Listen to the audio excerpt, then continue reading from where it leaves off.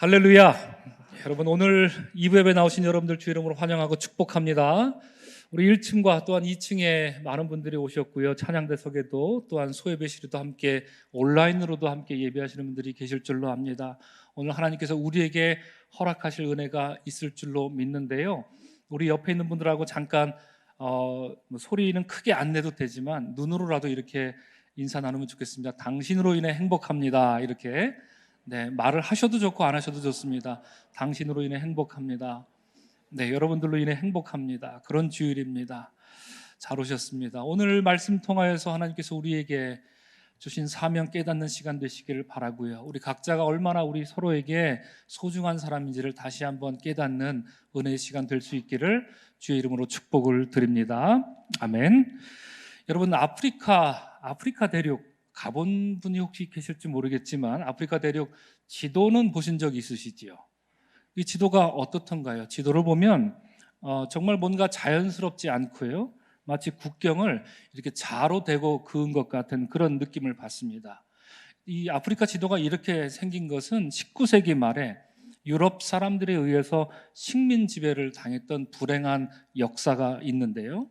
당시 영국과 프랑스와 네덜란드와 독일 같은 유럽의 주요 국가들이 1884년에 저 악명 높은 베를린 회담이라는 것을 열었습니다. 이 회담에서 유럽 국가들은 아프리카를 자기들의 이익에 따라 나눠 갖기 위해서 국경을 임의로 정한 것입니다. 참 아이러니하죠. 아프리카의 국경을 아프리카 사람들이 정한 게 아니라 유럽 사람들이 정했다는 게 말입니다.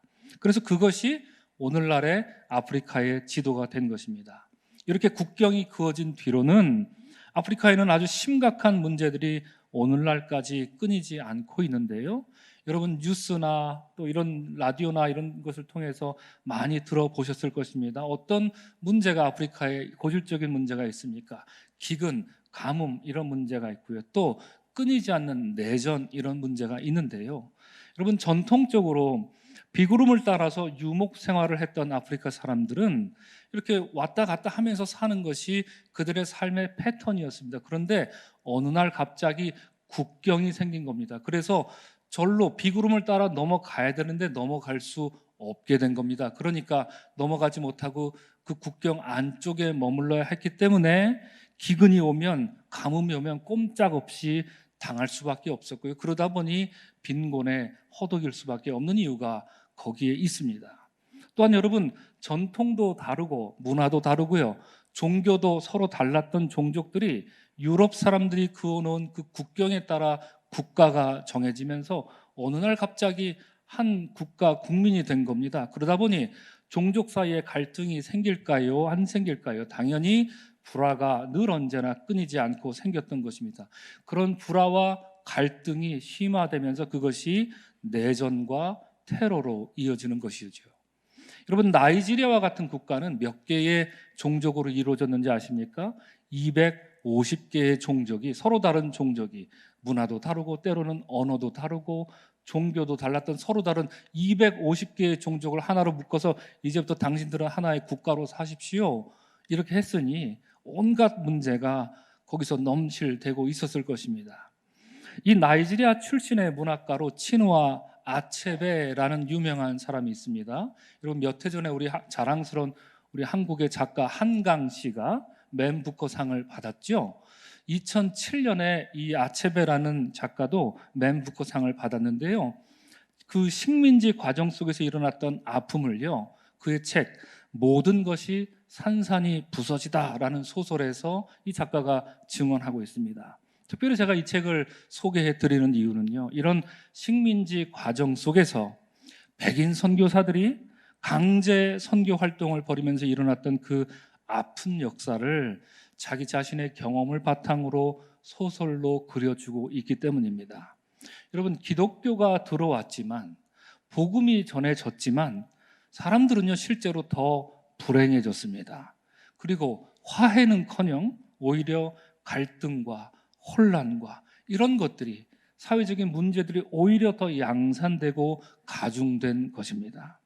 여러분, 우리 하나님의 선교는요 언제나 그랬습니다. 화해를 일구는 선교입니다. 화해, 그리고 화목이라는 것, 이것이 하나님 선교의 핵심입니다. 모든 선교는 화해, 화목을 추구할 수밖에 없습니다. 오늘 우리가 함께 찬양했죠. 그 크신 하나님의 사랑 찬양하지 않았습니까? 화목제로 삼으시고 죄 용서하셨네. 이렇게 찬송했던 것처럼, 그리고 고린도후서 5장 18절에서 이렇게 말합니다. 그리스도로 말미암아 우리를 자기와 화목하게 하시고, 그게 다가 아니죠. 또 우리에게 화목하게 하는 직분을 주셨다. 이렇게 말하고 있는 것처럼 이 땅의 백성들을 향한 하나님의 계획은요, 하나님과 사람 사이에, 그리고 사람과 사람 사이에 화해와 평화를 수놓는 일입니다. 그것이 성경이 말하는 선교의 본질입니다. 여러분, 이러한 하나님의 위대한 선교 이야기가 성경 중에 그득그득 넘치지만 대표적으로 사도행전에 진행되고 있습니다. 사도행전에 보면 아주 생생한 하나님의 선교 이야기가 나오고 있습니다. 특별히 우리 모두가 다 잘 아는 사도행전 1장 8절, 줄줄 외우는 말씀이시지요. 이 사도행전 1장 8절, 선교에 대한 잊을 수 없는 우리 주님의 위대한 명령입니다. 예수께서 하늘로 올라가시기 직전에 그의 제자들에게 말씀하시기를, 오직 성령이 너희에게 임하시면 너희가 권능을 받고, 첫 번째는 어디죠? 예루살렘과 그 다음에 어디죠? 온 유대와 그리고요 사마리아와 땅끝까지 이르러 내 증인이 되리라. 이렇게 말씀하셨습니다. 이 선교 명령 이후로 사도행전은요 아주 긴박하게 돌아갑니다. 마치 이렇게 1.5배 속도로 돌리는 것처럼 1장부터 쭉쭉쭉쭉 진행이 되고 있습니다. 아주 긴박합니다. 주님이 약속하신 성령이 마가의 다락방 120명의 문도에게 아주 극적으로 드라마틱하게 임하셨고요.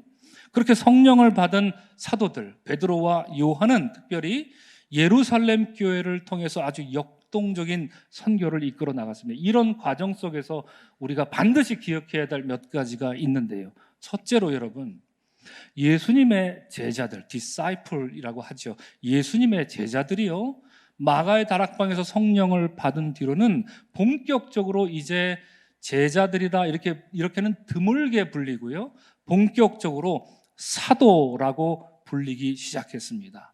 여러분, 제자는 어떤 사람이고 사도는 어떤 사람인가요? 제자는 예수님 따라다니는 사람이죠. 사도는 예수님으로부터 보냄을 받은 존재입니다.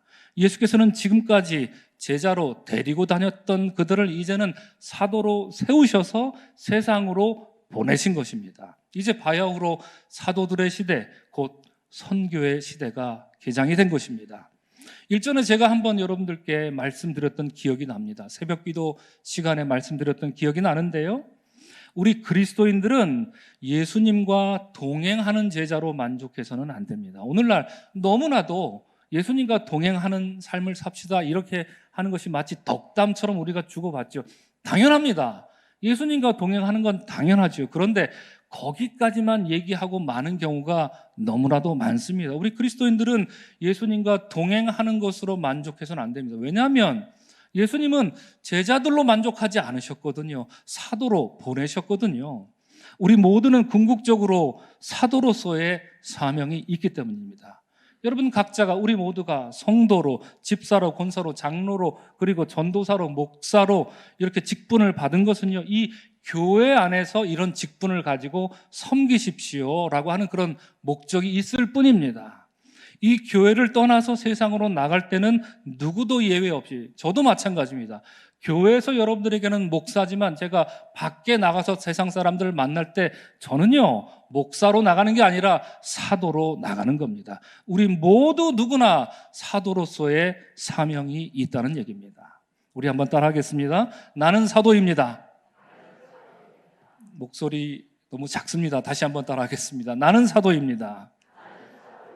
일부 예배 때보다도 작은 것 같습니다. 죄송합니다. 다시 한번 따라하겠습니다. 나는 사도입니다. 아멘. 그렇습니다. 여러분 각자는 예수님의 제자임과 동시에 사도임을 기억하십시오. 사도여야 합니다. 이때껏 말씀 배우고 예배자가 되고 기도자가 되어서 주님의 몸된 교회를 섬기는 것과 더불어 우리 각자에게 맡겨주신 사명이 있다는 겁니다. 그것을 감당할 때 비로소 우리 각자가, 그리고 우리 교회가 주님의 기쁨이 될 수 있다는 말입니다. 교회는요, 모이는 사람들을 교회라고 부르지요. 그러나 본질적으로 교회는 흩어지는 사람들이기 때문입니다. 모이면 예배하고 흩어지면 뭐 하라고요? 선교해야 할 이유가 거기 있는 것입니다. 두 번째로 여러분, 우리가 이 말씀 속에서, 사도행전 속에서 기억해야 될 것들이 있습니다. 사도들이 더 이상 죽음을 두려워하지 않는 존재가 되었던 것입니다. 사도가 된 베드로와 요한은 대중들 앞에 서서 담대하게 예수님의 부활을 전했습니다. 대표적인 설교가 이것이지요. 사도행전 5장 40절에서 42절인데 다음과 같은 놀라운 증언을 우리에게 들려주고 있습니다. 이렇게 말합니다. 그들이 사도들을 불러들여 채찍질하며 예수의 이름으로 말하는 것을 금하고 놓으니 사도들은 그 이름을 위하여 능욕받는 일에 합당한 자로 여기심을 뭐하면서요? 기뻐하면서 공회 앞을 떠나니라. 그들이 날마다 성전에 있든지 집에 있든지 예수는 그리스도라고 가르치기와 전도하기를 그치지 아니하리라. 이리 말씀합니다. 아멘입니다. 여러분 아시다시피 제자였을 때 그들은 어땠습니까? 그들은 자기 목숨을 부지하기 위해서 예수님을 버리고 나몰라라 도망쳤던 그 비겁한 전력이 있었습니다. 하지만 사도가 된 그들은 달라진 것입니다. 오히려 그렇게 능력받는 것을 오늘 본문은 증언하기로 그들이 기뻐했다라고까지 말합니다. 성령으로 충만했던 예루살렘 교회는 그래서 점점 부흥하기 시작했습니다. 목숨 바쳐 선교했으니 여러분 부흥하지 않을래야 않을 수가 없었던 것입니다. 그래서 성경은 또한 증언해 주기를 이렇게 말합니다. 하나님의 말씀이 점점 왕성하여 예루살렘에 있는 제자의 수가 더 심히 많아지고 심지어 허다한 유대교 제사장의 무리도 예수 그리스도의 도에 복종했다. 이렇게까지 성경은 증언해 주고 있습니다. 기독교 2000년 역사 속에서 가장 순전하고 가장 담대한 선교의 역사가 이러한 핍박의 시대에 펼쳐지고 있었던 것입니다. 여러분 이렇게 예루살렘 교회가 부흥하게 되자 사도들의 일을 좀 나눠서 해야 될 사람들이 필요하게 됐겠지요. 그래서 우리가 다 잘 아는 교회에서는 몇 명의 집사를 세웠죠? 7명의 집사를 세웠습니다. 그 집사들 중에 우리가 잘 아는 유명한 대표적인 집사 이름 기억나신 분 누굽니까? 바로 스데반과 빌립입니다. 안타깝게도 스데반은요 7 일꾼 중 첫 번째 집사로 세워진 직후에 얼마지 않아 저 유명한 설교를 남기고 유대인들에게 돌에 맞아 잔인하게 순교당하고 말았습니다. 그래서 스데반의 죽음을 볼 때 우리는 세 번째로 기억해야 할 점이 있습니다. 무엇이냐면 스데반의 순교는요 증오를 용서로 바꾼 위대한 선교였습니다. 스데반이 돌에 맞아 죽어갈 때 그 모습을 눈앞에서 똑똑히 지켜봤던 한 사람이 하나 있었습니다. 훗날 위대한 사도 바울 이렇게 불렸던 사람입니다. 그 사람은 누굽니까? 바로 사울 그였습니다. 돌에 맞아 처참하게 죽어가는 스데반을 바라보면서 사울은 그가 죽임당함을 마땅히 여겼다 이렇게 말합니다. 여러분 아브라함 매슬로우라고 하는 미국의 심리학자가 있습니다. 그 사람이 이런 말을 했습니다. 가진 것이 망치뿐이면 모든 것이 못으로 보인다 이런 말을 했습니다. 여러분 무슨 말인지 아시겠죠? 가진 것이 망치밖에 없으면 모든 것이 다 못으로 보인다. 어디 두드릴 데 없나 이렇게 찾고 다닌다는 얘기입니다. 사울은 유대교의 율법에 지나치게 사로잡힌 나머지 그 율법이 가리키는 그리스도가 누군지 전혀 알아보지 못했을 뿐 아니라 그리스도를 믿는 사람들을 마치 튀어나온 모처럼 여긴 나머지 망치로 두들겼던 것입니다. 그 결과 사울의 마음엔 기독교인들을 향한 증오와 적개심으로만 가득 차 있었습니다. 그 증오심은요, 그래서 눈앞에서 한 사람이 이렇게 돌에 맞아서 피를 철철 흘리면서 죽어가고 있는데요. 그 모습을 보면서도 불쌍히 여기기는커녕 그렇게 죽어도 싸다 이렇게 생각했던, 그렇게 바라보고 있었던 비인간적인 모습에까지 다다랐던 것입니다. 그런데 여러분, 스데반 집사님, 선교사 스데반, 아니 사도 스데반은 어땠습니까? 그는 죽어가는 순간에 뭐라고 기도했습니까? 그는 숨이 끊어지는 바로 그 순간에 주여 이 죄를 그들에게 돌리지 마옵소서라고 이렇게 기도하면서 우리 주님이 십자가에서 선포하셨던 용서와 화해를 증명해 보였던 위대한 순교자였습니다. 사울은 증오만을 분출했지만 스데반은 오히려 사랑과 용서로 그것을 되갚았던 것입니다.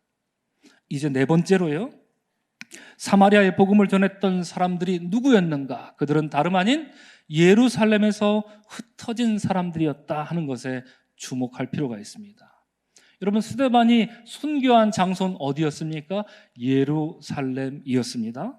그런데 사도행전 8장으로 넘어가면 이제 선교의 지경이 활짝 열리고 있습니다. 그래서 8장 1절은 말하기를 그날에 예루살렘에 있는 교회에 큰 박해가 있어 사도 외에는 다 유대와 사마리아 모든 땅으로 흩어지니라 이렇게 말합니다. 어디로 흩어졌다고 하지요? 유대와 사마리아 모든 땅입니다. 이 말씀은 예수께서 승천하실 때 해주셨던 말씀을 고스란히 떠오르게 합니다. 예수께서 뭐라고 그러셨습니까? 예루살렘과 온 유대와 그리고 사마리아 땅 끝까지 이런 말씀하셨던 것을 저절로 떠오르게 합니다. 드디어 예루살렘의 복음이 유대와 사마리아로 전해지기 시작한 것입니다. 그런데 여러분, 이처럼 유대와 사마리아까지 선교가 확장될 수 있었던 그 동력이 무엇이었습니까? 무엇이 저들로 하여금 사마리아까지 복음을 전하게 했던 것일까요? 그것은 아이러니하게도 박해라는 것이었습니다. 박해를 받는 위급한 상황이 오히려 선교의 지경을 넓히는 조건이 되었던 것입니다.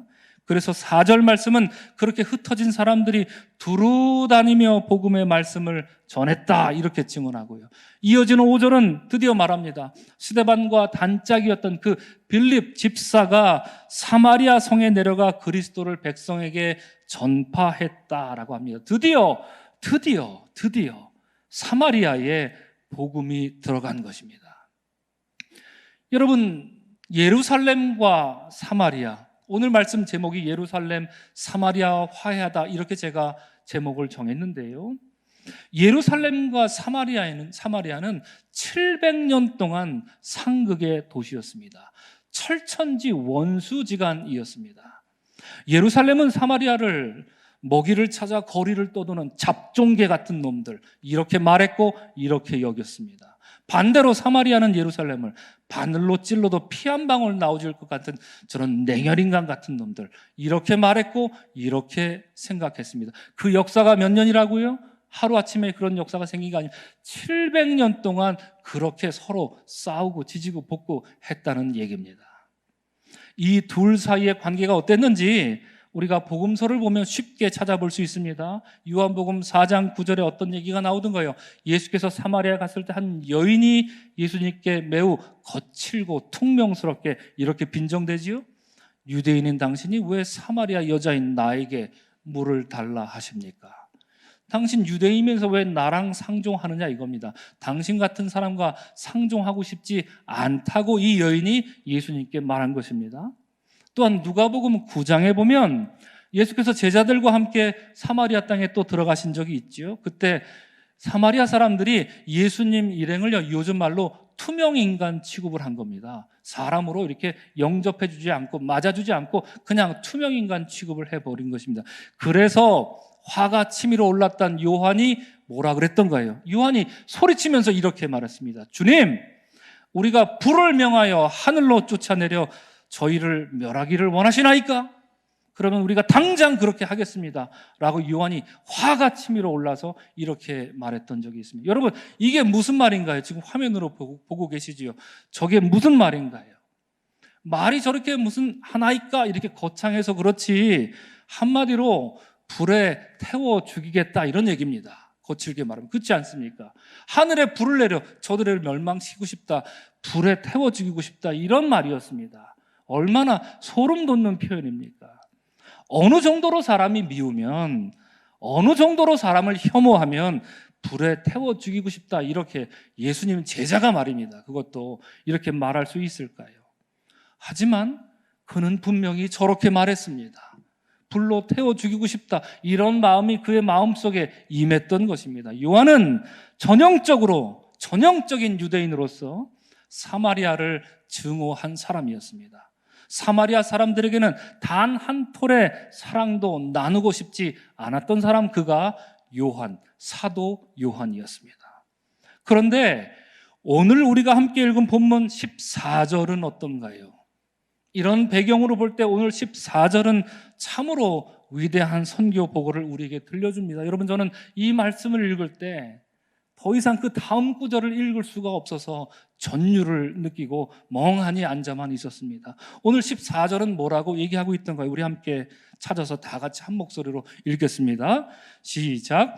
예루살렘에 있는 사도들이 사마리아도 하나님의 말씀을 받았다 함을 듣고 베드로와 요한을 보냈다, 이렇게 말하고 있습니다. 그럼 저만 전율을 느꼈는가요? 어떠신가요? 여러분, 앞서 빌립 집사가 사마리아 가서 복음을 전했지 않았습니까? 그렇게 복음을 전했던 것은 한 개인의 선교입니다. 그가 예루살렘부터 흩어져서 사마리아 지역에 들어가다 보니 거기서 만난 사람에게 한 개인이 복음을 전한 것이었습니다. 그런데 오늘 본문을 자세히 들여다보면 어느 한 개인이 아니라 예루살렘 교회가 사마리아에 사도를 보내기로 결의했다는 얘기입니다.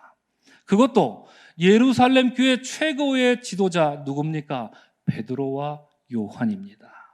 예루살렘 교회의 최고 지도자인 그 두 사람이 내려간 것입니다. 모르긴 몰라도 이 두 사람, 베드로와 요한은 자원해서 사마리아로 갔을 것입니다. 사랑하는 여러분, 오늘 저 14절의 증언은 단순히 사마리아 지역에 기독교가 전해졌습니다, 이런 얘기를 우리에게 들려주는 게 전혀 아닙니다.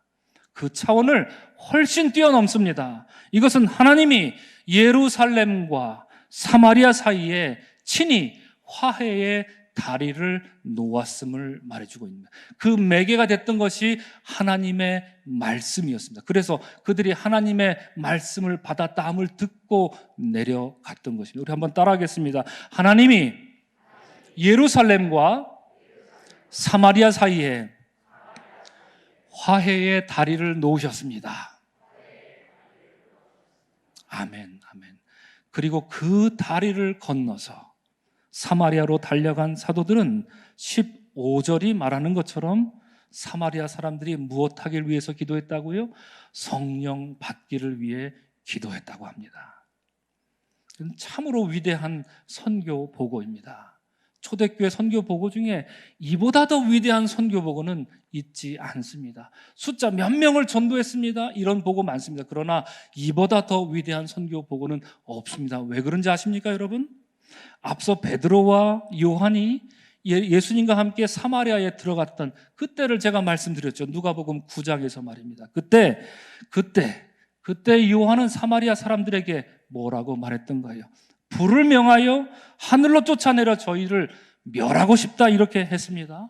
하늘에 불을 내려서 당장이라도 심판하고 싶다, 내 눈앞에 보이는 저놈들, 사마리아 놈들, 이렇게 말입니다. 그런데요, 오늘 본문에서 두 번째로 베드로와 요한이 내려갔습니다. 두 번째로 내려간 지금 요한은요, 진짜 불을 들고 갔습니다. 진짜로 불을 들고 갔습니다. 하지만 이번엔 불의 종류가 달랐습니다. 그 불의 목적도 달랐습니다. 그는 성령의 불을 들고 갔던 것입니다. 그들은 사마리아 사람들을 위해 기도함으로 저 하늘로부터 멸망의 불, 심판의 불, 저주의 불, 증오의 불, 이런 게 아니라 소망의 불이요, 화해의 불이요, 그리고 구원의 불이자 사랑의 불을 내려달라고 기도했던 것입니다. 그래야 여러분 17절은 그 결과를 우리에게 보고해 주기를, 이에 두 사도가 그들에게 안수하며 성령을 받는지라, 이렇게 우리에게 선교 보고를 들려주고 있습니다. 물과 기름처럼 절대 섞일 수 없었던 예루살렘과 사마리아가 성령으로 인해 화해하고 하나가 된 놀라운 선교 사역을 이룬 것입니다. 우리 사랑하는 성도 여러분, 저는 예루살렘과 사마리아 사이에 하나님께서 친히 다리를 놓으셨습니다. 화해의 다리를 놓으셨습니다. 이렇게 말씀드렸습니다. 그렇습니다. 선교는요, 궁극적으로 하나님이 하시는 일입니다. 그런데 제 아무리 하나님이 다리를 놓으셔도 건너갈 사람이 없으면 하나님의 선교는 절대로 이루어지지 않습니다. 그래서 선교사님들이 중요한 것입니다. 그래서 선교사님들이 귀한 것입니다. 화해의 제자도라는 책에 보면 이런 얘기가 나옵니다. 화해 사역의 주역은 하나님이시고 우리는 그러한 하나님의 화해 여정에 함께하는 동행자다, 이렇게 말합니다. 오늘 본문의 베드로와 요한은 사마리아로 내려가고자 기도 중에 마음을 정리하고 결단하는 과정이 있었을 것입니다. 어디서요? 예루살렘에서요. 그렇죠? 예루살렘에서 기도하고 결단하고 갈까 말까, 갈까 말까. 다른 데면 몰라도 사마리아잖아, 갈까 말까. 이런 근심하고 고민했던 시간이 있었을 것입니다. 그것은 결코 그들에게도 쉬운 일이 아니었을 것입니다. 왜냐하면 지금까지 단 한 번도 걸어보지 못한 길을 가야 했기 때문입니다. 연약했고 또 제멋대로 살았던 그들의 영혼으로는 절대로 이룰 수 없는 것이기에 그들 안에 번민과 갈등이 많았을 것입니다. 하나님 가라 하시는데 가야 될까? 저들도 하나님 말씀 받았다는데 가야 할까? 그래서 그들이 선택한 것은 성령의 임재였습니다. 성령의 능력에 힘입고자 했던 것입니다. 다행히 그때에 성령께서 그들에게 임하심으로 화해와 그들에게 사랑을 나눠줄 수 있는 동력이 되어 주셨던 것입니다. 이로써 사도 베드로와 요한은요, 자존심을 버렸습니다. 선입견도 버렸습니다. 사마리아 놈들은 이래 했던, 지금까지 말했던 그 언어 습관도 버렸습니다. 마음속에 가득 찬 미움과 증오를 걷어냈습니다. 그러지 않고서는 결단코 걸을 수 없는 길이 사마리아를 향한 길이었기 때문입니다. 성령께서 친히 그들의 발길을 사마리아로 인도하신 것입니다. 사랑하는 성도 여러분, 하나님이 우리에게 허락하신 가정과 그리고 교회는 이와 같은 하나님의 화해를 연습하는 훈련장과도 같습니다. 여러분, 가족과도 화해를 못한다면, 부모 자식 간에, 형제 간에 화해를 하지 못한다면 대체 어디서 누구와 화해를 하겠다는 말입니까? 여러분, 교회에서도 마음을 나누지 못한다면, 자기 고집만 기필코 부리고 있다면 대체 어디서 누구에게 화해의 복음을 전하려 한단 말입니까?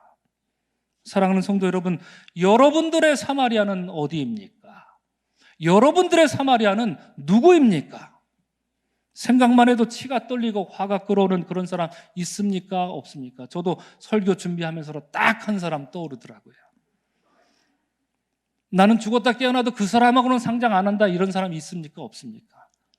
저도 딱 한 사람이 있더라고요. 회개했습니다. 그 사람이 떠오르신다면 그 사람이 혹은 그 사람들이 여러분들의 사마리아입니다. 주님은 오늘 예배하는 우리에게 그 사마리아를 향해 내려가라 말씀하십니다. 그렇게 피차간에 화해하는 것이 내 뜻이다, 이렇게 주님이 우리에게 간곡히 부탁하시는 겁니다. 이런 주님의 말씀에 여러분과 우리 사이에, 우리 모두에게 성령의 임재 가운데 결단할 수 있는 그런 은혜가 있기를 주님의 이름으로 축원합니다. 여러분, 그 결단은 하늘과 땅을 오르락 내리락 한다라고 하는 저 천사들도 흠모할 일입니다. 천사들도 감히 그런 결단을 할 수 없습니다. 우리 연약한 인간만이 할 수 있는 결단이기 때문에 그렇습니다. 그것은 우리 주님이 십자가로 이루고자 하셨던 화해의 선교이기 때문입니다. 우리 각자가, 그리고 우리 서강교회가, 여러분의 믿음의 가정 모두가 이런 하나님의 선교에 귀하게 쓰임받는 그런 2022년을 살아가시기를 주님의 이름으로 축원합니다. 아멘. 기도하겠습니다. 사랑의 하나님, 우리의 사마리아는 어디입니까? 우리는 예루살렘만 안주하고 있었던 것은 아닙니까? 그러나 주님은 기필코 예루살렘을 비롯해서 유대와 사마리아와 그리고 땅끝까지 가라 말씀하셨습니다. 오늘 우리는 예루살렘에 안주하고 있던 복음이 유대와 사마리아로 퍼져나갔던 것을 보았습니다. 주여, 우리에게도 각자에게도 우리 자신의 사마리아가 있을 줄로 압니다. 어렵더라도 주님의 임재하심에 힘입어 우리도 결단하게 하시고 우리에게 허락하신 사마리아로 내려갈 수 있는 용기를 허락해 주옵소서. 그렇게 쓰임 받을 때에 우리가 또한 우리 교회가 2022년 희어진 밭을 보라 말씀하신 주님의 말씀에 순명을 다 바쳐 순종할 수 있으리라 믿습니다. 예배하는 우리 각자가 그렇게 쓰임받는 사도로 세상으로 나아가게 하여 주시옵소서. 예수님의 이름으로 축복하며 기도합니다. 아멘.